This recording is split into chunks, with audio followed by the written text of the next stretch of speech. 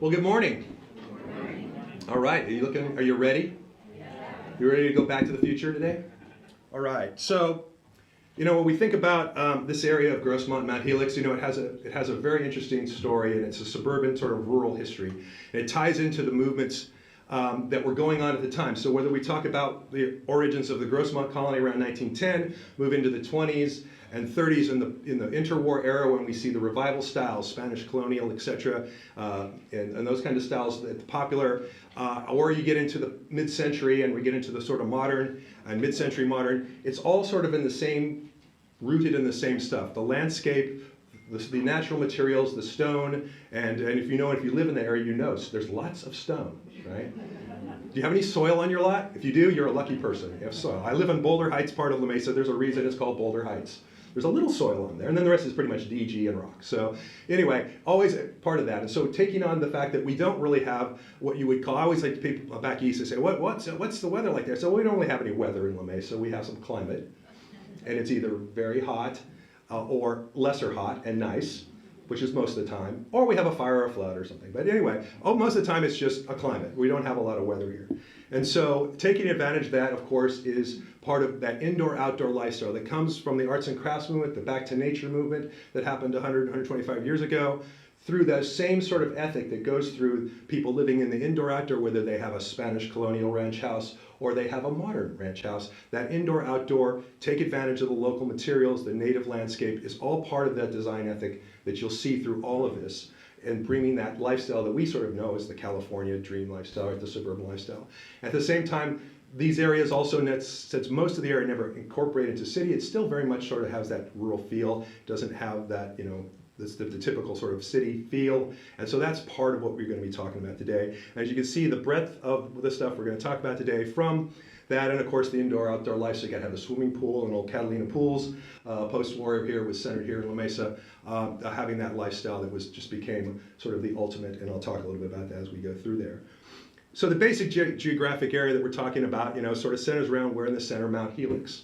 And such as the topic of my book around Mount Helix, that sort of focuses on this area, much of it unincorporated, though there were times when both El Cajon and La Mesa tried to grab parts of these areas, but the challenges, once again, of putting sewer systems through solid rock, et cetera, pretty much has kept that to be not likely in most cases. But at the same time, they still sort of have an affiliation, and as part of the Mesa Historical Society, why we call that we don't just do the history of the city of La Mesa, we do cover the greater La Mesa area, which includes Grossmont, Mount Helix, Casa de Oro, Rancho San Diego, and even the college area in San Carlos, which have a historical connection, as you'll see, to La Mesa and the greater La Mesa.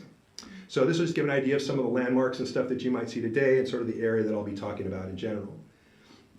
And of course, the history goes far back prior to Euro-American contact. There's nearly, depending on which archaeologist we're talking to these days, perhaps as long as 15,000 years ago, we had human habitation. And the story of the cultural story of the Kumeyaay and all, something I won't be talking about today as we move into the 19th, 20th century, but certainly is a heritage there. And of course, once the Spanish get here and sort of colonize it, that really affected their landscape significantly and their culture. But as you know, they're still here, and they're still very important contributors to our community. And so that story, of course, is part of how we start to lay out the history of this area. And so some of the early names of the area, and some of that come from the missionaries coming in, sometimes taking on Kumeyaay words and morphing them into sort of Spanglish or Spanish, sort of Spanish Kumeyaay, whatever you want to call it. But one area that certainly was focused is the San Jorge Valley. And the reason that is the Springs of St. George, and that's Spring Valley today. And it's because that was a place that you get water. And as we mentioned, you look at any of these older historic photographs, you'll see vegetation isn't something you see a lot of, because before we got that big pipe to bring us the water from that river to the east, it was very hard to grow a lot of stuff here. In fact, that was one of the reasons the agricultural didn't go quite as planned here as opposed to somewhere like Los Angeles, Orange County, where they were getting a little more water. We had some struggles here because of several droughts and the fact that it's just a little more arid in San Diego County. And so you're going to see that sort of play out, but there was a place where the springs, and the northernmost of those springs is out today in Collier Park, the city of Mesa, that were mapped in as early as the mission periods.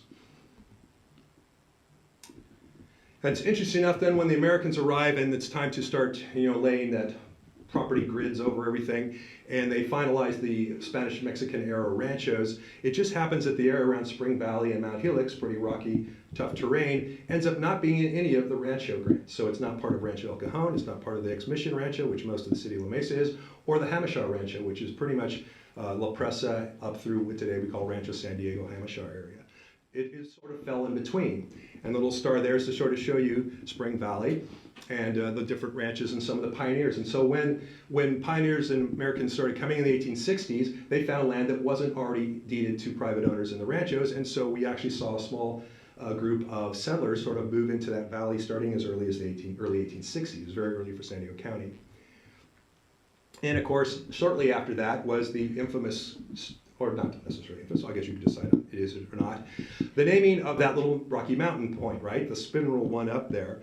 And a very famous natural scientist named Louis Agassiz, who is renowned for his work, Harvard, across Europe, all over, one of the early naturalists, visited here just shortly before his passing in 1873, I think about a year or two earlier, happened to come into San Diego County, and in meeting with local rancher Rufus Porter, asking him, what's the story on this hill, I actually found these snails. They're the common European snail, the Helix asperera. What's all this about? How did they get all the way out here? It's, well, cattle, they got out here. And so when the surveyors came time to come through, the government surveyors about 2 or 3 years later, and they said Porter was sort of the local leader. So what's that called? And he said, well, we're going to call it, it's called Mount Helix, because we found that snail there. And that's what we should name it. And it also worked out because when he went to get a post office for Spring Valley, the community, that name had already been taken. And so he had to come up with another name. And so he came up and said, well, we'll call the post office here Helix. And you'll see that. And then that's later on things like La Mesa High School becomes Helix High School. I could tell that story. It's another story for another time. But anyway, so it is in fact true that the mountain was named for a snail. And if you see Felix the Helix at our Legacy Park in La Mesa, you get the chance to go visit him. All right. So shortly after this, in 1870s, we're still talking about a fairly small population here in San Diego County. I think the population of the city of San Diego in 1870 is about 2,300. The county is not much more than that. But you do begin to see some settlements coming around the Noxus Corners in the El Cajon Valley. The Hamishaw Spring Valley School was actually established in 1877. It ends the Spring Valley area and later becomes just the Spring Valley School. But to give you an idea that the pioneering communities out here are farmers. We're trying to make it a go, and we're out to do that. And there's a picture of Porter's Ranch, and as you can see, not a whole lot of vegetation, right? It's enough to get the water you needed just to keep your crops growing, or keep your cattle and your stock going. And San Diego County is sort of catches on in the great boom of the 1880s. This is Southern California sort of opening. And what happens is the railroad finally gets to Southern California and to San Diego in the 1880s, and it's a rival. So the Southern Pacific was the first to get through here. They came down from Northern California, get into LA, and then cut San Diego off at Yuma. And at the time, in the 1850s, when the first railroad surveys, everybody thought San Diego was going to be the terminus of the southern route because we had the best harbor. We had a natural harbor. Los Angeles didn't. But that good Mr. Huntington in the Southern Pacific was able to sneak into LA, which is now, his site is actually now LA State Historic Park. And if you don't know, I work for state parks and I helped build that park. And then cut across the desert to cut off San Diego. So this is the beginnings of the Great Route. It's way older than Dodgers Padres, this route in Los Angeles. And so this was sort of a cunning. So finally, when the Santa Fe Railroad, a competing railroad, comes across on the 35th parallel, comes into LA, and then down the coast to San Diego, we have there's a rate war, and suddenly a whole bunch of Midwesterners are hearing, hey, there's a place with no weather to move to. Let's get out here. And now they had a chance to get out here. And the boom kicks off. And of course, recognizing what do we need to make this population work, we're going to need two things. That railroad's the first, transportation to get people here and goods back and forth. But we also need water. And a fellow by the name of Theodore Van Dyke, who was a writer, journalist, and entrepreneur who had spent some time in Northern California watching all the flume systems from the mining camps and all, figured out if we could get, it rains a lot more in the Cuyamaca Mountains than it does down here. So we can get that water from up there down here, we can turn this land into valuable land for farmers and communities. And so their plan was, of course, to do that, to get that water. And you can see the stars on Mount Helix and sort of giving you some landmarks there. And they also then did a little land purchasing themselves. And they purchased 4,000 acres from a person named John Harbison. If you know where 73rd Street, there's a Harbison Road there, right next to it. That's the guy, he owned that. And so this area and then they subdivided it as the La Mesa Colony. And that area to the far left there is actually in today's college area. And this pretty much the northern part of it is all northern La Mesa right now. So and you can see the reservoir piece up there at the top, that's where Lake Murray will be. And they, of course, platted the town right south of the end of their dam there, along the Cajon Road, today the center of that town is 70th and El Cajon Boulevard, and that's where the La Mesa town site was going to be. In fact, the La Mesa School opens there in 1891, the La Mesa Methodist Church, because the area that is downtown La Mesa now was known for its owner, Robert Allison, and was called Allison Springs. Aha, so how does La Mesa go from being there, and the school in the Allison Springs was called Allison School, to becoming La Mesa, right? Oh, this thing called the railroad again, right? So finally, when Governor Waterman, who by the way was a mining engineer and owned the Stonewall Mine at Cuyamaca and much of the Rancho Grant, decided that he was going to help, and he was involved in the railroad, the Santa Fe, and other in his properties near Barstow. Just happens to become governor. It helps out a little when you have that support. Is able to create the San Diego Cuyamaca Eastern Railroad. And they are the ones who try to get the railroad, because the goal is to still get a direct line east from San Diego. And so their idea was they're going to run this basically through the Choice Valley, past the Lemon Grove, up near Spring Valley, through Allison Springs, over the pass, out to the El Cajon Valley, up to Santee, cut across the lakeside, shoot up all the way to Ramona, out to Warner's, to the cutoff at Warner's, and then down what's now the S2 road, all the way into the desert and straight across the Yuma. It connects La Mesa, San Diego to the east. Well, they got as far as Foster, which is basically now underneath the Santa City Dam. And they ran out of money at that point. But what had happened is now suddenly the center of the community and all the ranchers and the interested folks around there now had a railroad stop, but it wasn't in La Mesa, it was in Allison Springs. And a few years later, Allison's son, along with a fellow named Andrew Crowder, renamed and platted around the little train station there and renamed it La Mesa Springs. And that was the name of that area until incorporation in 1912. So then you had La Mesa School, La Mesa Church, but then you had Allison School in La Mesa Springs. Anyway, you get the idea. It's its own lecture, I could go into it, but this is the key. And so this is why La Mesa ends up moving to where it is. And it becomes then, because of the train stop, sort of the center of this greater La Mesa community, because it was the place you could get to move back and forth and get your product out. The boom also created some other important landmarks. Probably, it's actually an engineering landmark, which is the 1888 Sweetwater Dam. At the time, the largest masonry dam in the United States when it was completed in 1888. James Schuyler designed that and ended up buying the 60 acres just next to Allison Springs, which he named the Lookout Ranch. Thus the name of the original main street through La Mesa being Lookout Avenue. He later sold that to a fellow named U.S. Grant and his mom, U.S. Grant Jr. and his mom, and that's why there's a Grant Street and a Schuyler Street and all that down there, downtown. As well as laying out paper subdivisions around Spring Valley and La Presa, such as with the names of Helix and La Presa and San Miguel town sites, which most of them never really got filled in. They sort of were just paper subdivisions. And getting in closer to what we're talking about then, there was a fellow by the name of Charles Johnson who bought up this area just north of the pass. At the time, the pass we call Grossmont Pass right here was called the Alta Pass. And he purchased a bunch of lands, and if you know, there's a Johnson Street, right? In El Cajon, that's where this comes from.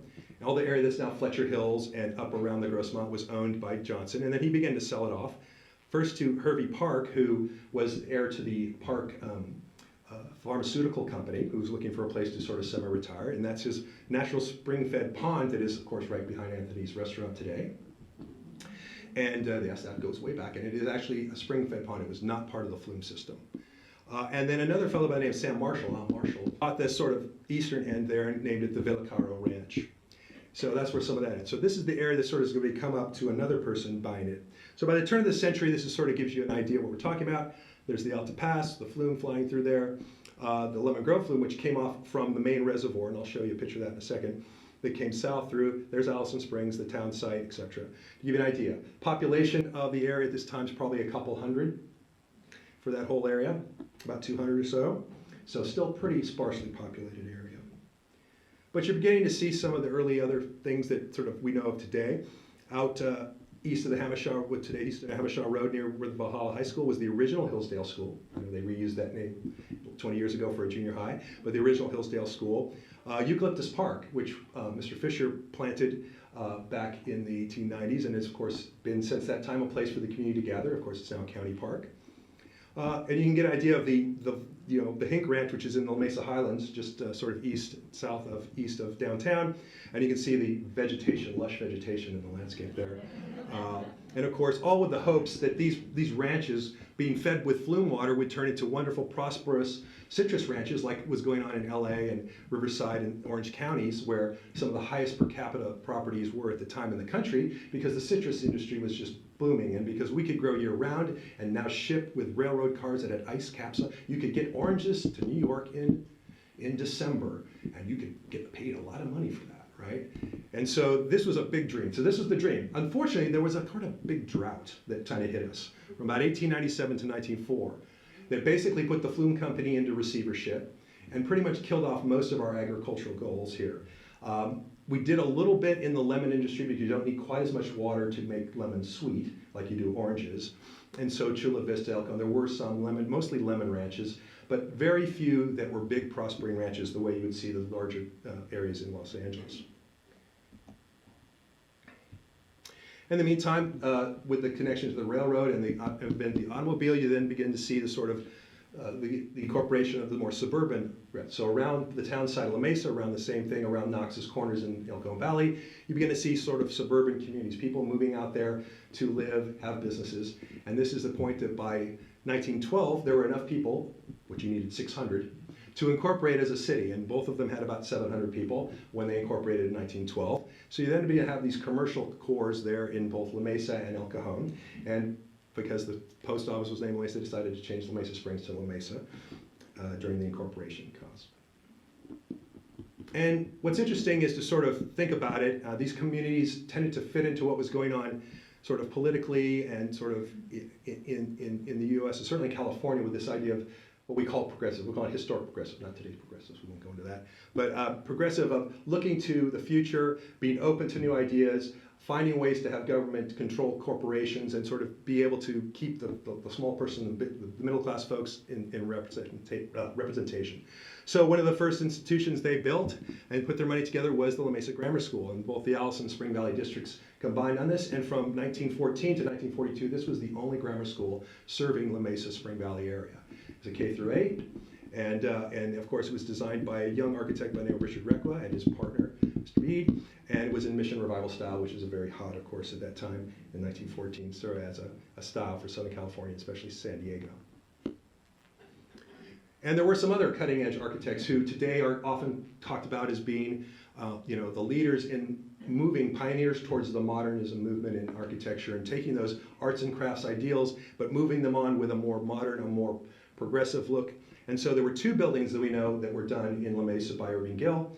One was the Park Grable and Real Estate Office and Bank of La Mesa, which, by the way, the board of directors were about the same on both.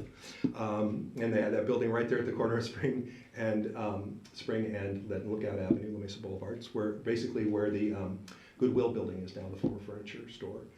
That was right there. And then, interesting enough, La Mesa School decided they better need to change their name once they knew that the city was going to be called La Mesa, so they then became the La Mesa Heights School.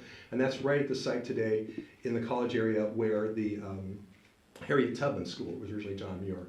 That's the same site, and we've got documentation that these are two buildings for sure that Irving Gill designed. Unfortunately, neither of them still exists, but he was around here and certainly influencing. If you know about his story, he's an extremely significant person in the movement of modern architecture as a pioneer in these sort of styles.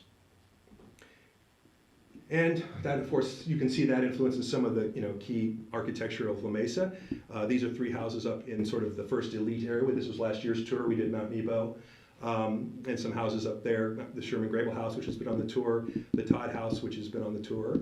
Forgot to put that on the Grable one. And just sold actually last month. That was wonderful. And then a Hodgson House, for example. So you can sort of see sort of that Midwestern Prairie School, Frank Lloyd Wright, Louis Sullivan, the simpler lines, and some of those things that opposed to the ornate revival styles that were sort of hot and hip, and the fact that these leaders of the community of La Mesa were going to those styles to build their homes, making a statement about their community as being open, progressive, and a great place to come build a house, open a business, because they also were all real estate developers as well. Right? And so we see other things. I remember Burke Weaver, you'll see, was a champion of arts and crafts style. Did this very modern-looking church in 1911. The building's still there. It's now the rectory for this church on 3rd Street.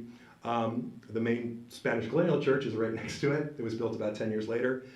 but this is the original, and you can see similar influences from Gill and these sort of modernist architects in simplifying the ornamentation, making it clean and clear. All right, so let's get to Grossmont, right? So in the meantime, there's a fellow who's very influential in promoting this area, and his name's Ed Fletcher. And he's in the top left corner. He's the guy in the far back there behind the driver of the car.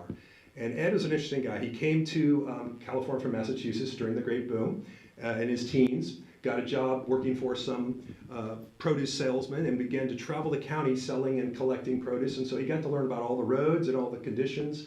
And he smartly realized that the way to make this place work was roads and water.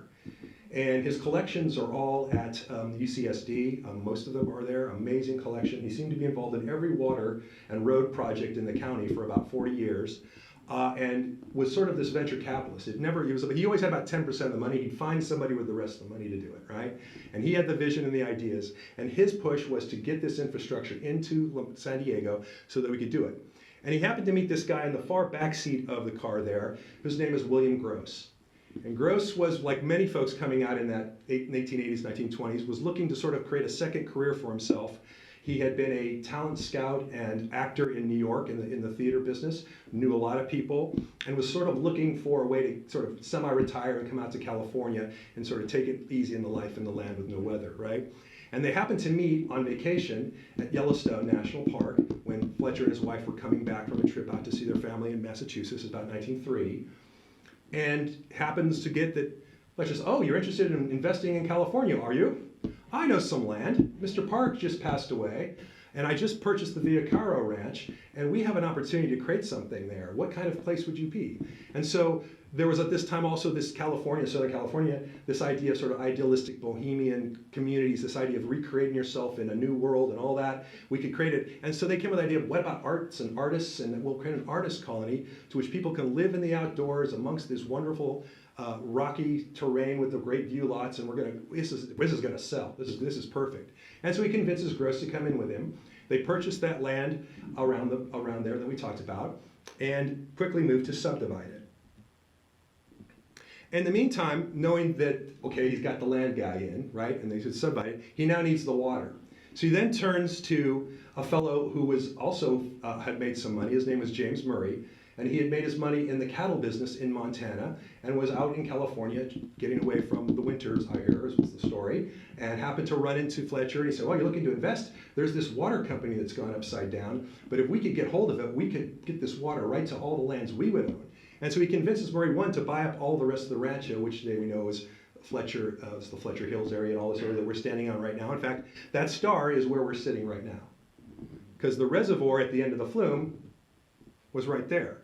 And now it's in Briarcrest Park. That's the Eucalyptus Reservoir right there. Got filled in, obviously. But that's where the flume ended. Right? It came around the hill here, ended here, and then it distributed one ditch and flume down to Lemon Grove and the properties that the Allison family had down there, and then the other ditch across the mesa over here to get to the reservoir. So he convinces Murray to put the money in. They buy the water company out of foreclosure for $150,000, and now they've got what they need, right? Water and land, and they're going to put it all together. That's also the point to which, come on, I'm going to catch up, there we are, that they re-subdivide into what today is the street pattern pretty much we know for the Grossmont area. There's technically 6 subdivisions, but these are just sort of the maps. And all those streets, Sierra Vista, Granito, all that stuff goes back to this 1910 subdivision. And they begin then to market, to find those famous people and those artists and artisans who want to come here and live in this, and probably the most famous person of the time that they were able to get to do this was named Madame Ernestine Schumann Heink, I mentioned before. It's hard for you to understand, but at the time she probably was the most famous and probably the most popular opera singer in the world, and certainly in the Western world. She was born in Austria. She made her way in Europe, eventually got through the stages of Europe, London, and then got to New York, where she happened to run into Mr. Gross, right? And Gross knew her. She also was looking for a place to bring her family and looked for a place that would be fitting for her to hang out. And so, and I will not just say this just because I know this experience with state parks, it's amazing how the German folks love Anza-Borrego Desert. So I'm guessing she had some similar affiliation with this arid landscape because it's so different than Central Europe to say, wow, here's the place to come. And so she engaged Del Harris, who only spent a few years here in San Diego as an architect, very productive, and then off to Los Angeles, I believe, where he ran off to, where there was probably more clients in 1912 or 13, but did this wonderful house. And so you can sort of see utilizing the native stone of the area to make the foundations, and then building this wonderful, you know, having a little bit of revival element, but certainly with those clean lines, clean walls, the modern mix of modern and arts and crafts that are there. Mr. Fletcher then went to that other fellow we talked about, Burke Weaver, and actually built his Grossmont Inn, very much more traditional sort of arts and crafts, all wood siding, very much open, vines all over it, everything, which served as a restaurant as well as a residence for some of his children and his family over the time. That is also, I think it's on El Granito, and so to draw people in, right? The architectural styles you'll see in Grossmont in these early years also very much, this is sort of a mission modern sort of that house. We believe it's Quail Brothers. I've been able to pin that down 100%. Who was a very prominent firm in San Diego at this time period. Did many buildings, industrials, residences, commercial buildings. For Mr. Lewis here, very much you can see that built around the boulders on the site, but very clean and modern. Here's actually an interior shot to sort of show how this arts and crafts lifestyle, this bohemian vision of what Grossmont should be, right? It should be this place where you have this indoor-outdoor lifestyle, hand-hewn, craftsman-worked furniture, stone, Indian artifacts, all those kinds of things that were sort of the hip sort of thing at the time for those in the know of, you know, so 1912 hipsters. How's that for you? Okay. So getting that idea of living in that lifestyle, right? And which brings us, of course, to why Stone Age, right? Stone Age, well, I mentioned to this, and if you've been to any house or lot around there, there's stones everywhere. But certainly, and if you were on our tour back in 2014, you know there were two 30s era all-stone masonry homes that we featured on the tour. And then you can see the Schumann-Heink house up on the hill, that's just down on Grosselia, that were put in. But we have one that's actually predates Mr. Davis's work, and it's going to be a house on the tour. And that's the Jacob and Grace Neville Faust house, which we pretty sure was constructed in 1928. Almost all local native materials built around boulders, very typical. It has another little sort of fantasy feel to it. There's a little conical outbuilding that was built about the same time. Now, this is one of those great stories. Jacob and Grace Neville, and I have to Grace Neville. So when we were first helping our owner research this house, and she's been working on it a while, we noticed that there was a lot of stuff in the newspaper about Mr. Jacob Fouts coming out. Fouts grew up in the Midwest. He had some money. He moved to Long Beach, where at that point he ended up divorcing his wife, which he had 2 or 3 kids with, but they appear to stay somewhat amicable about it. And he was working with his daughter, Grace, on buying some property in San Diego and maybe engaging in some things. He was doing a little bit of real estate speculation and stuff. And then so we were noticing in the paper articles about Jacob and his daughter Grace visiting La Mesa and going to parties and moving in with the hoi polloi of La Mesa. And then a year later, noticed that Jacob and his wife Grace announced the birth of their new child. And this confused us a little bit, because it just said Grace. It didn't say Grace Neville. But what we figured out was his second wife, who had been one of his employees and was about 35 years younger than him. He was about 70. You think May December is new, it's not a new thing. So anyway, and so we've cleared out. So at first we thought, ooh, we got some really good, no, it's still an interesting story. Built this, and you can decide if it's a love nest or not. But anyway, they only lived here for a couple years because the Depression hit him pretty badly. And so he began to offer to sell this house as early as 1930.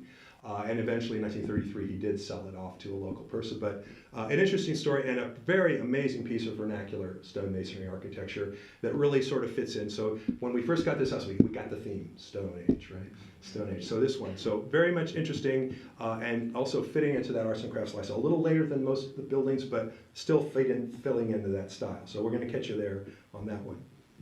Also, in starting to research some of these properties, we run into some interesting characters who sometimes have been left out of the story. And so this is, I mean, I'd heard of this guy, but I never really pushed much research into it until I realized that we had a house on his old property. John Parks McClurkin is the one who fits into the same sort of story. He had been a newspaperman, and his wife ran a newspaper in Illinois, just across the river from St. Louis. The story is that they went to the World's Fair in St. Louis in 1904, and his young daughter contracted malaria. And the story was that the doctor told them, well, the only way to cure your daughter is to move to Southern California. And you would see this from the Midwest on, from the 1880s on, prescriptions to move to Southern California, especially if you had any tuberculosis or any kind of lung diseases. And you'll see a little bit of that in my book on Grossmont, how the sort of interest got going here. And so this is the case. So he came out here and he started buying up real estate, bought some land in Spring Valley, and if you can see where the star is basically the land with Mount Helix, roughly, about 1,000 acres just to the east, and at one point in 1911 purchased the land that includes Mount Helix. And so that's kind of important because then when we look here, then when Mr. Fletcher is able to get the White family to help finance his purchase of the Mount Helix area, one of the partners in the original subdivision is J.P. McClure. And the story is, later in stories, is that he actually, and the reason we couldn't find a lot of records because he didn't deed the land to Fletcher, he deeded it to Fletcher's secretary, and who's deeded it to the company. So there was an interesting little thing there that sort of had slipped by, but he was certainly a significant landowner and a player at this time. And there's discussions of he built a house somewhere near he was the first to build a house near the top. They lived there a little bit until the early 20s when they moved to Los Angeles to pursue some other business interests before they would come back around 1930 and start working with the rest of their land. So a story that hasn't often been put in the narrative. It's not in my book because I didn't really follow up on it, but it's very interesting and I'll get to a little more about that later. Of course, the White family is very insignificant in that once Mr. Fletcher was able to entice the San Diego Advertising Club to move the Easter sunrise service from Mount Nebo to Mount Helix, and I've done a whole story of that if you want to hear it, it's in the book. But anyway, the White family brought their mother, and the White family actually was part of the Yockey family. And the Yockey, so the daughter, the wife, Mary Yockey White, and they were lumbermen. So they partnered up on this because they were hoping to sell lumber and develop property with Fletcher around Mount Helix. They brought their elderly mother out to experience one of these Easter services, and of course at the time they would just sit on rocks and have the service happen and up at the peak there. And so after her passing, they decided to donate money, purchase the top of the hill from Fletcher, and paid Richard Requa and Jackson to design that wonderful nature theater that now, of course, is the core of the Mount Helix Park, and then donated it to the county, and now it's run by our nonprofit friends and partners, the Mount Helix Park Foundation. So that landmark sort of coming up, and so McClure was sort of side into that in selling that property as well. But certainly that's a key element to developing the Mount Helix area. And of course other landmarks at the time, when we talk about Stone Age, the main old castle building, Grossmont High, which was completed in 1923, all quarried out of rock that is now probably the slow lanes on Interstate 8 on that far side, where Mr. Davis got his rock as well, and was all donated by Fletcher to the school district to build, as well as the property to build the high school there. And next year they'll be celebrating their 100th year as a high school district, which should be my next book. Timing. Come on, you can do it. You gotta get it, come on. There we go. Mid-20s, there's another boom hits Southern California. The real estate boom hits, and by this time, after the exposition in Balboa Park and all the revival styles become the popular thing. Spanish colonial, mission, Normandy, French revival, all those kinds of styles are becoming popular. And so a fellow by the name of Fred Hansen comes into the business. Fred had made his fortune in Illinois in a thing called cyclone fencing, right? He had actually, what can survive a cyclone? A fence with holes in it, right? So this was the idea. So he had made his fortune. He came out, was looking for a second career, and decided to get into real estate development. Opened up his office right down in the Bank of Southern California building, which today is Por Favor restaurant downtown. And opened up and subdivided several tracts, including the Calavo Gardens. And there, as you can see, the marking from the brochure, sort of the Spanish Mediterranean style, and pushed this new crop, this magical thing that had been morphed into something edible, was the avocado. Originally, they were sort of picked at and called alligator pears and stuff. But there was a cooperative created in California because they were always looking for what's the new crop, what's the new hot thing. And so they were able to basically morph the varieties and come up with flavorful ones. And so he named, of course, as you know, all the streets over there after varieties. At the same time, he also helped replat a street through the middle of Grossmont. And how do we know it was platted by him? What's it called? Fuerte Drive? Fuerte Drive was not part of the original Grossmont subdivision. But it allowed him, and he helped the county pay for it, to plow through there to get to his tract of land on the east side of Mount Helix and open up Mount Helix area. That was about the time he arrived, in 1923-24. So you're getting the gist of where they're trying to develop. Got to get the water, got to get the roads, and then the style. And so you see this, that many of those houses, just as the Cadman House, beautiful Spanish colonial revival around a sea of avocados, which can grow on the sides of hills, right? Don't need as much water as some other citrus trees. So just to give you an idea. And then, of course, Casa de Oro is part of the same thing. An LA developer came in and named that the House of Gold. You know, this was the green gold, right? Avocados, the green gold. So you could build your retirement house and then have an acre or two of avocados for income so that you can, you know, take care of your expenses, right? Live that semi-retired life. So this is really where that all begins in the 20s.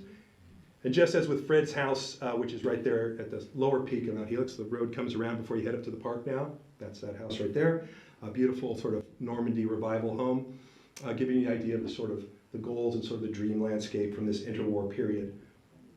You also see things like, you know, Tudor Revival, etc., like the Sawyer House on the west side of Mount Helix. Give you an idea of this, what was popular at this time, and still with this idea of this sort of rural semi-agriculture, maybe a few acres or so in avocado or citrus or something like that to go with it. And though you still do see some modern precedents, Theodore Clement Shaw's Carmichael House, also on the west side. Once again, cleaner lines, very more simplistic. Fortunately, we don't have a great straight up, but you can see it's a little more modern and not as quite as ornamental. There's also a time when you begin to see the predecessor of what we know as the ranch house. And Cliff May did some of his very early, if you know Cliff May, started his career at San Diego, he was a San Diego guy. Went on to fame in Los Angeles and other places building. And some of his early homes were sort of very much modeled on the historic precedents of ranch houses in San Diego County. And he built several here, including one that was on our tour a few years ago. And actually, I believe the owner is hoping to possibly get this now registered as a historic landmark because it just happened to have a remodel in 1968 by a gentleman named Boyd Rocco, who we'll talk about in a minute, and his colleague Fred Meyer. So we'll talk a little bit about that here in a bit. So you begin to see these ranch houses, and in fact, Lillian Rice, who's most famed for her work in Rancho Santa Fe and a mentor to folks like Lloyd Rocco and Sam Hamill and others, actually did one of her last homes here, and this was on a tour a few years ago, along 11th Avenue, the Simard House for a Navy officer. Very much classic ranch style, in this case a little bit Monterey style in there. So if you sort of look at, even though the Depression, did not cause massive growth because of the economic troubles, you can see from these two shots of the west face of Grossmont and Helix Peaks there, between the 10 years, houses coming in, and you begin to see the suburban fill-in happening here as people are coming in. Most of those houses tend to be revival style houses from this period, or simple, more sort of Americana ranch style. And we've got one specific one that we'll be featuring under that context, and this is the Christopher Marie Hank House. Here's the story, right? Living in New Jersey, looking to come out, get away from the business in New Jersey, get away from the weather, buy about 10, 12 acres, put this lovely Spanish colonial house and surround it with orchards. Now the orchards are all gone, they're full of houses now. But this house is pristine and wonderful. It's a historic landmark here, and this will be our house that'll help you explain a little bit about that story. So similar story, right? Back east, want to come here, sort of live that lifestyle. This is a perfect example. Back to our friend Mr. McClure, right? So he comes back from Los Angeles about 1930 and still owns quite a bit of land. And so we laid out that land over the top of a more modern map to give you a feel of where that is, and begins to now sell off his property in chunks to folks who want to build homes and have little ranchettes, same sort of pattern that he's seen with Hanson and all these other fellows. And just to show you what the effect of this sort of style in the field is when we look at the deed restrictions when he sold some property to a fellow by the name of William Weston. And yes, deed restrictions on here, some today, which we sort of shirk at, but deed restrictions started up around 1978 as a way to try to quote-unquote protect property. But just as in the case here, and you may see this if you go back to your old titles, it of course says that you have to be of the Caucasian race to have purchased this property. Those of course were all made illegal officially in 1948, but you see that. But what's even more is down to number 6, which said that all homes must be of Spanish or Mediterranean style if you buy from Mr. McClure. So they were certainly trying to keep some kind of value, some architectural control to ensure that you didn't get a bunch of little rickety farmhouses, right? They wanted to make sure that their property value stayed up because, of course, they had built a new house right just down the block from here. And Mr. Weston got right into it. He had been working in San Diego in various different jobs and decides to become a rancher in 1934 and buys this property and builds the house and then jumps into the whole thing of the avocado growers.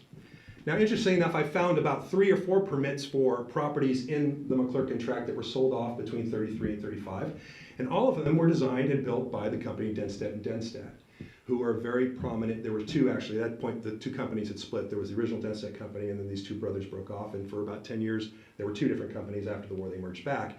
But they were kings of the revival style small home building. They built everywhere. Orlando, Loma, La Jolla, East County, name it. They would do it. And interesting enough, I could not find the permit for Weston's house, but it's quite possible, being that its original style is Spanish colonial, that they could have been part of it, or he could have just hired a contractor and said, copy that house across the street. It's not impossible either. But just to give you an idea of the sort of thing that was going on in this period. And interesting enough, they became sort of leaders. They were still sort of the ranch community at this time, and articles I found about them, hosting grower collaborative meetings and stuff at their house amongst their different. And just to give you a sort of scale of what houses were built, that's actually the civil defense map from World War II that happened to be in the collection with the owners that have been kept. And to give you an idea, so that's like Resmart, there's Forte up at the top there, and the connection up from Spring Valley. And you can see the little dots in the squares are homes, and those were all the folks who would report if they receive a plane to call their commander and report it in so they could get the word to the base that there were bombers coming in from Japan here. So that's interesting. But it's a lovely sort of source from that story, but also to show, well, how many people were actually living out there by 1942. And still most of the houses sparse, probably each had an acre or two to play with, whether they put groves in or not, it was up to them. But just give you sort of a feel for what was going on at the Weston Ranch. Now, interesting enough, this house is one that's a little unique in our tours. It is not original. In fact, it's had two major remodels to it. The first was done by a local architectural designer by the name of Jean Brock. This is the only photograph, she's on the right, that I could find of her. And it's listed, of course, as Mrs. Leslie Brock, because she was married to Leslie Brock of the Brock Construction Company, who, along with the Densets in the post-war, were probably one of the larger local builders. They did everything from custom homes, commercial buildings, to tract housing. And from 1947, when she married Leslie, up until it appears they may have divorced in the late 70s, in the newspaper, in the Union, about every other week was an ad for home plans by Jean Brock. There's nothing else in the newspaper about her. Did the full searches, looked in the local papers, except that in 1981, she was hired to do an expansion to this house. And as you can see by the drawings of the house, she mimics all of the details from the Spanish colonial house in the 30s, almost to exact. All right, and so one of the things you'll find when we talk about this house, and you get to see it if you go on the tour, is how it's hard to figure out what's the new stuff and what's the old stuff. So this is 1981 she's doing this, and as far as we know, she continued to practice up until the early 90s, it appears. And so so it's one of those little stories that kind of uncovers as we start digging into the house. Who's this person? She lives in her husband built a house on Tropico Drive, of which is her address through this whole time period of being a home designer. In 2003, another local architect got hired to do another expansion to this property. His name is Dennis Tuttle, and there's his high school graduation from Grossmont High School, right?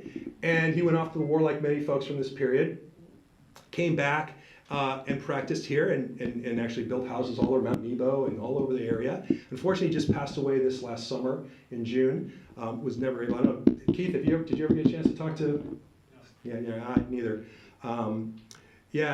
But there's a picture actually I got unfortunately from his obituary. But he did another expansion to this house, and once again, we're going to dare you when you come on the tour to figure out what parts are new and what parts aren't, because he did the same thing. Almost all the details replicate the existing details.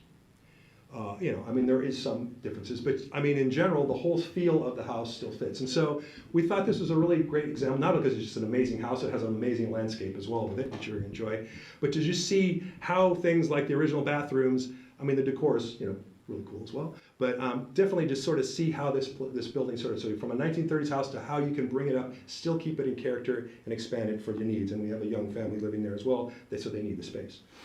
Anyway. So, why is McClure forgotten, right? These houses were old, and that house was the Weston house. Well, there's an interesting story. So, McClure dies in 1943, and he's well remembered in the community and all. And at that time, the county approached Mrs. McClure because they needed a right-of-way to connect Conrad up to Fuerte. They were going to put a new road in there. And so she said, that's fine, I won't charge you, but you just need to name the boulevard for my husband, Mr. McClure. Oh, okay, they signed on the deal, right? Unfortunately, that didn't reach the planning department apparently, because the next 15 or 20 houses that were put in were given addresses for Resmart and Grandview. And in 1953, when Mrs. Glerkin finally said, hey, why do these people not, where's the road signs? What's going on? The reality was the county said, oop, it's a little late, we've sort of given it. And so that area, that's the intersection of Resmart and Grandview. That was supposed to be the strip here, and then out to Fuerte was supposed to be McClurkin Boulevard. And they said, sorry, there's just too many homeowners.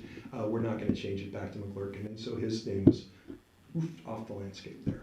So, bureaucratic stuff, I know. But anyway, so once again, you never know what fun stories or interesting stories you might have. So some of you may actually be living on McClurkin Boulevard. So, anyway. Post-war.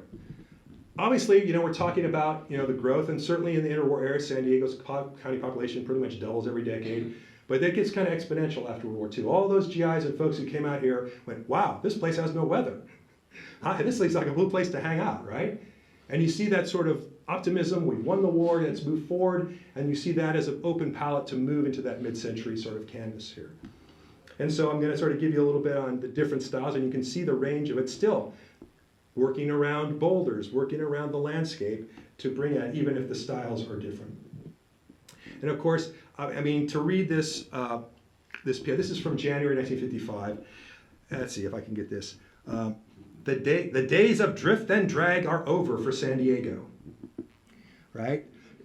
It's just, the future is now, go modern, go young. This community is the happening Sunbelt city. This is where it's all gonna happen, and it's starting right now. Don't wait for tomorrow, don't worry about the precedents of the past. It's time to do it into the future. That's basically my subtext for that, my sub-expression. So you can really see that this is where San Diego's going, and Mount Helix and Grossmont are perfect for sort of this rural suburban version of that. Whether you're looking at the more traditional sort of ranch house in Americana style, or as it says, landscape by nature, to build around that, to have the indoor-outdoor lifestyle, the swimming pool, all that is really what's being pushed. And as you see this from these promotional pictures from the school district, you could have it all, right? You could have your nuclear family of 2.5 kids, along with with the swimming pool and the whole thing. You can live outdoors. This is it. This is your chance, and your wonderful new Chevy station wagon to go with that as well. And so what do people want, right? First off, they want a second bathroom. If you look at especially the small homes pre-war, they almost always have one bathroom. Gotta have a second bathroom, we got too many kids, gotta have a second bathroom, right? You gotta have a living room, and you also have to have this room for that newfangled device, the television. The TV room, which of course then morphs into the family room, right? Not the formal living room, which is the old parlor, but the place to which you can have the family just chill out and watch TV and do crazy things. Rec rooms, all those kinds of things. But don't just think about doing it the way your folks did it, make it modern. Move into that part of it. Make sure that you've got that future look into it. And San Diego's population is primed for this. And of course, this fits into sort of a lot of the modern theology of, hey, let's use technology. That's how we're going to influence how we're living. Are there new materials? Lightweight, can we do post and beam? Who needs walls? Let's just hold the thing up and make those walls just be all glass so you can live in it. The space is controlled, but you don't lose that connection with the outside. All those things that are part of this design. Right? And other important high-tech, and this is see why the hipsters are on for this, right? Hi-fis and cocktail bars. And all that stuff of what's going on in this period.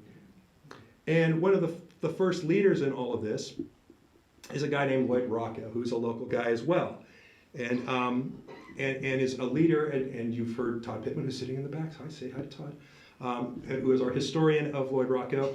And some of the amazing work, and in fact, the El Cabo house probably was just right over under the freeway, right about here, unfortunately, lost to the freeway expansions, just a few hundred yards away from us probably. But just an amazing piece of modern architecture. The organic, utilizing the native materials, the openness, wood over any other sort of stuff.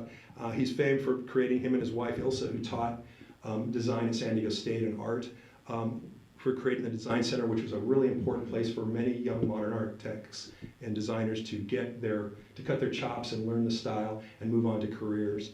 And if you hadn't seen Pittman's house, there it is on the bottom, the Lily House, which was one of his smaller homes, but built and was on our tour a couple years ago. Just a wonderful place, sited wonderfully up on its little hillside slope there. So yeah, so he is an important guy, and he grew up around here, had several houses here before moving on to other parts of the city. And one of the homes that we'll be having on this tour is a friend and colleague of theirs by the name of John Dirks. And I'm not going to talk too much about this because Keith is really going to give you the full story on John and his extremely influential career as both an artist, a teacher, and a designer here in the county. But you're going to get a chance to see this house. Very much you can sort of see some of the same sort of design ethic that you would see in a Rocco house or these kind of organic modern homes of the time. But you don't just see it in the wonderful custom homes, you can also see it in other things. And we did have some custom tracks. Richard Wheeler did the Severn Manor track. Edward Fickett from LA did the Grossmont Hills track. As you can see there from the ad, shooting for a little higher end market than the, their elegance and quality, right? So you're going to see that. So from more of the entry level sort of middle class to a little higher end as well. And we see those here in the area. Obviously, we see it in a lot of our infrastructure, this growth period. Now, San Diego and East County, like I said, is going to double. So when you go from 400,000 people in the county, 600,000 or 800,000, in a decade, there's obviously need for housing and homes. And then when you have people moving in, you need schools. The school district would build, just the Mesa Springs Valley School District would build, I think it's 17 elementary schools over the next about 20 years after the war, as well as a couple of junior high schools. And Sam Hamill doing many of those, another local guy who went on to a long career here, moving from revival styles into more modern. Clyde Huffbauer, local, and then Robert Deloyer, we'll talk about some more in a minute. So you see that there. You see it also in the high schools of the period. Sam doing Helix. Herla Bridigard of El Cajon, his work with Robert Ferris on Monte Vista. And then an architect out of Los Angeles named Ronda Young, who did only a couple round schools. Valhalla's one of them. The other is Irvine High School up in Orange County, the Round High School. So it's unique, but very, very modern, as you can tell, it's postmodern. But we also see it in the institution of just down around the corner, and that's, of course, the original piece of Grossmont Hospital, done by the noted LA firm of Pereira Luckman, who were noted for doing all kinds of amazing things, including the master plans for UC Irvine and the city of Irvine, one of the main building at LAX, as well as many other institutions. They were actually very well known early on in their career for hospitals and why they were hired by the district here to build this very modern high school hospital here at Grossmont. You also see it in the local civic buildings. George Hatch, and all that's left right now is the City Hall from the master plan civic center that he did in 57 to 60. And Robert Deloyer, who just was telling Keith, we were able to connect with Delorier's son Craig, who has loaned us his father's scrapbooks, his professional scrapbooks. So we just got those yesterday. The bottom photo is actually from that. I had some of the other stuff, but that was the old Chamber of Commerce building. All that's left is the little stone sign if you park in the city lots today, right there at where University meets Spring on that corner of the city lot. Anyway, an extremely significant architect here locally, did many of the city buildings, the old police station, as you can see up there, that was torn down a couple years ago. In our commercial landscape, of course, Welton Beckett in the Grossmont Shopping Center. Beckett would go on to some pretty big projects. In '64, he was hired by Disney and Ford to do their buildings at the World's Fair in New York. You probably have seen a version of one of them, which of course was the Roundhouse, the Ford Roundhouse that the Drew family had built. A little smaller scale, that was unfortunately just torn down a couple years ago, but that building was to Beckett, as well as many of the buildings he did for Disney, and some of those artifacts are now part of Disneyland. Some of those rides, the Cyclorama thing, what's the one with the little kids? Oh gosh, I haven't been there too. The Small World, right? That was part of that exhibit. All the dinosaurs you see when you go on the train, that was part of the World's Fair. He designed that and the Ford building that you actually could drive a car through. We only got the Roundhouse part of it. Anyway, Beckett then got a pretty good job option in 1970. He designed Disney World and all the surrounding communities for Disney. He did Grossmont Center, right? So, unfortunately, we lost all the wonderful shade structures, darn building codes, but anyway. That was their excuse when they tore them down. Also in other commercial buildings, Anthony's, which is Paderewski Dean, and lovely, just picked this up at the top shelf restaurant. Robert Deloyer found the opening and all that, and there's pictures of it. I did also find an ad for cocktail waitresses. Need to be between 20 and 25, must be intelligent, hardworking, and have a good figure. This was a 1966 ad. The criterion.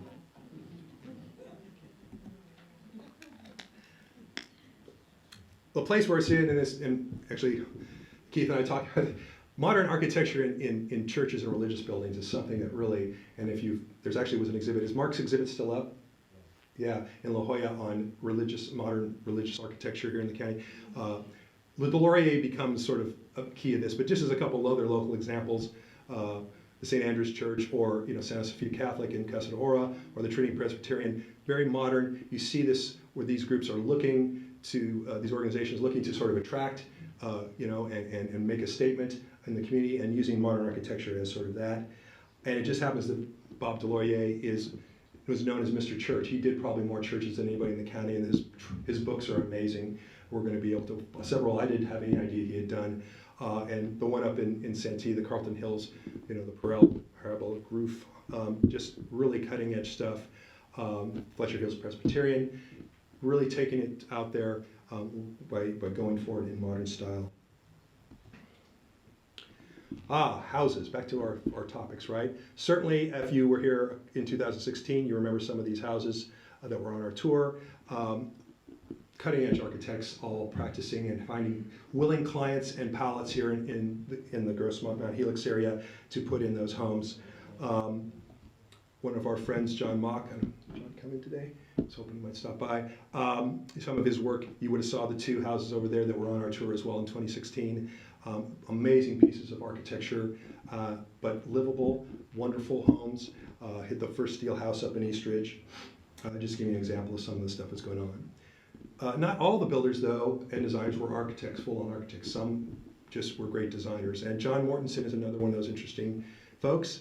Another guy who came out here during the war in the military, hooked on with the Jackson and Scott Company, learning how to build and do construction management, learned how to design from that, and then broke out on his own in the late 50s. There's a couple of his early houses up, you can see cantilevered foundations and things to be able to build on these very steep and challenging lots in the area. And then if you saw the Yacht House, which was on our tour as well in 2016, and is actually going up for nomination this week with the County Historic Board. So if you want to go and support it, support our friends there, getting that registered. Amazing house for a local business family. Now we're going to feature two of those houses on this year's tour. The first is one of the very first he did on his own, the Adams House. As you can see, you can't miss this one. Our current owners really get it. They bought into it. They're in the back there. And you're really going to see an amazing piece of mid-century architecture. And in fact, we even have some of the original residents in the room, I think, right now as well. Just to give you an idea. So if you're ready to go for it, this is the original thing. All this stuff, original wallpapers, the decor, building, doors, everything. Just amazing home. So don't miss that one. And then one that's a little more into that sort of museum future look is that little bit smaller but amazing piece of architecture, the Hines House, which you've seen probably in our advertising.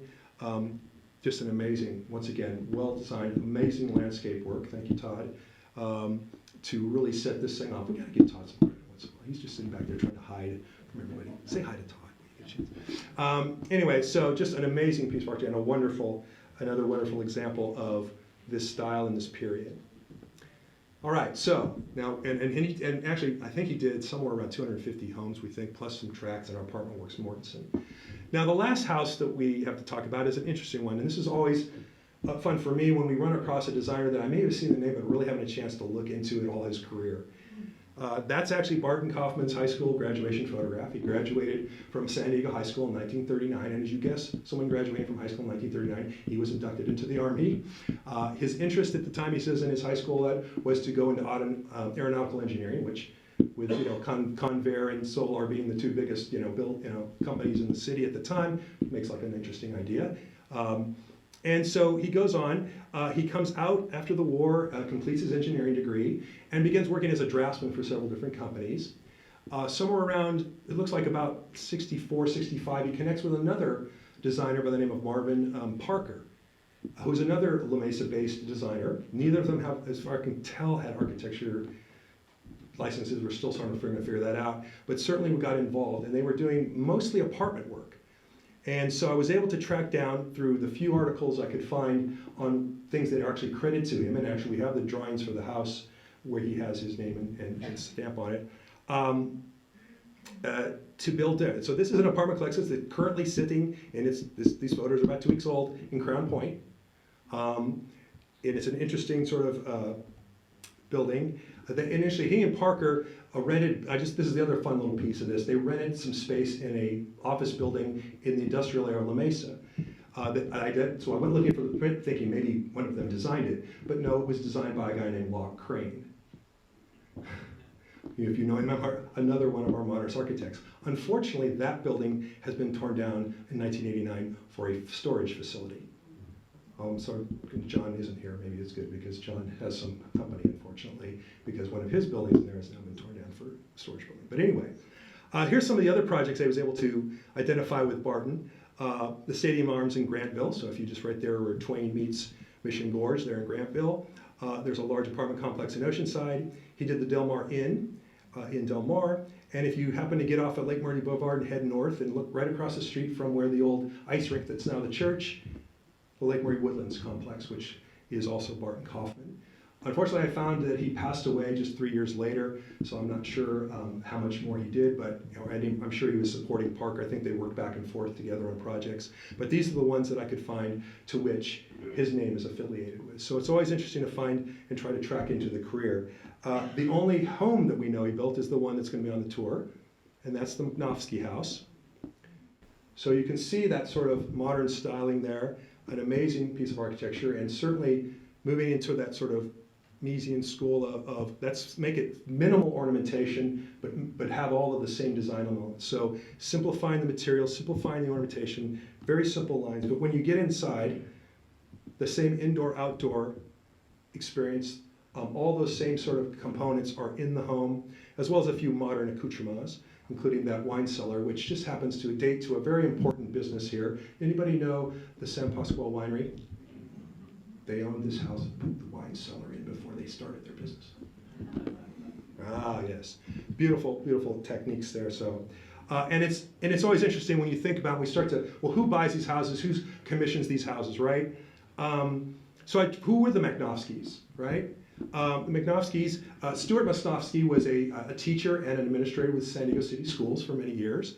And his wife was a therapist artist who was renowned, and you can see from these articles, she was also a cancer survivor, this is in the early 80s, who was using art as a therapy method and got some notoriety for it. So obviously, creative people, people open, and it just happens that the folks who just bought this house a few months ago and agreed with little poking to be on the tour, thank you to Jessica and Dave, happened to be a teacher and an artist, designer. I wonder how this, I don't know, maybe there's something there, I don't know how that works out. But you find that the house brings to them the same sort of ghost, and of course, they are still doing creative things in the home and will continue to. So it's another wonderful home that we're going to have on the tour. So, hour 15, not too bad. So this is all just to prep you for something that's coming up in 2 weeks. How many people have your tickets yet? Oh, this is good. And docents, we got some docents in there? Yeah, all right. And we could always use a few more docents. If you know anybody who would like to help out, Cheryl's out there somewhere. Help us out. No, she's in the back waving. Oh, yeah. If you're interested, it's a very simple thing. You do 3 hours. You do 3 hours of one of the houses, and you get the other 3 hours of the tour to go cruise the houses. So if you want to help us out with that, please let us know. It's another wonderful way to get to see all these amazing homes.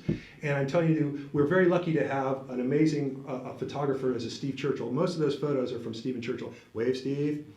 Yeah, Stephen. Amazing photographs. And I can tell you, they're amazing photographs, but you got to see it in person. You got to see these houses in person. They are all amazing pieces of architecture. And like I said, a very mixed. We have one that you think 2 big remodels, but when you see this house, you're going to recognize the effort that both of the later designers made to try to match up what originally had been there. So really want you to see all that. Give it a shot on that. So let's see. I think it's time for somebody to talk a little more about Mr. Dirks. So if you're all ready, Keith, you ready to go for it? All right. So thank you.